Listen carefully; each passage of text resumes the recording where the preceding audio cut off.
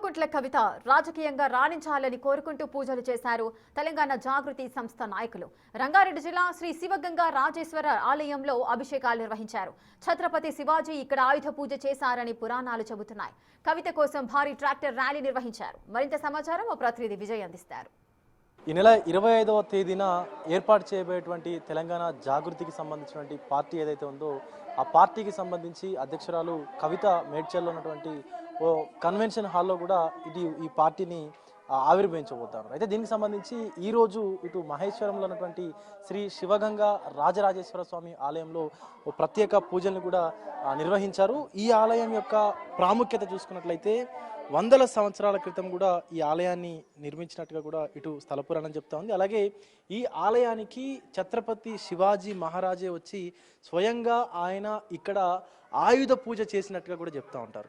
అంటే ఇక రాజకీయ పరంగా కావచ్చు, లేకపోతే ఆ పార్టీ పరంగా కావచ్చు, కవితకు తిరుగు లేకుండా ఉండేందుకే ఇక్కడ పూజలు నిర్వహించినట్టుగా, అంటే జాగృతి కార్యకర్తలు పూజలు నిర్వహించినట్టుగా కూడా మనకైతే ఖచ్చితంగా స్పష్టంగా అర్థమవుతుందనే చెప్పాలి. సో దీనికి సంబంధించి రంగారెడ్డి జిల్లా మహేశ్వరం నియోజకవర్గంలో ఉన్నటువంటి జాగృతి కార్యకర్తలతో పాటు అటు స్టేట్ జాగృతి వింగ్ నుంచి కూడా అనేక మంది కార్యకర్తలు అలాగే జాగృతి ముఖ్య నాయకులు కూడా ఈ పూజల్లో అయితే పాల్గొన్నారు. ఇటు అభిషేకంతో పాటు అర్చనలు కూడా చేయించి కవిత పెట్టబోయేటువంటి పార్టీకి ఎలాంటి ఆటంకం కలగకుండా ఉండేందుకు ఇక్కడి నుంచి మొదటి రాయి వేసేట్టుగా, అంటే ఒక పూర్తిగా పార్టీకి సంబంధించి నమూనా కావచ్చు, లేకపోతే జెండాకు సంబంధించినటువంటి నమూనా కావచ్చు, అదంతా కూడా చిత్రీకరణ కూడా అయిపోయింది. దానికి సంబంధించి డిజైన్ కూడా అయిపోయింది. కాబట్టి సో ఇంకా ఎలాంటి ఆటంకం కలగకుండా ముందుకు వెళ్లేందుకు, దిగ్విజయంగా ముందుకు వెళ్లేందుకు కూడా ఇటు రాజరాజేశ్వర స్వామిని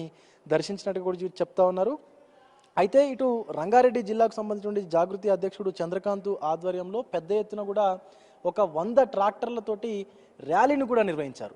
అంటే ఈ ర్యాలీకి సంబంధించి, అంటే పార్టీ ఆవిర్భావం జరిగేటువంటి ముందే తమ కార్యకర్తలు, తమ నాయకులు ఎంత బలంగా ఉన్నారో అని చూపించుకునేందుకు, అంటే అది చూపించుకునేందుకు ఈ యొక్క ర్యాలీ కూడా నిదర్శనంగా అయితే చెప్పుకోవచ్చు.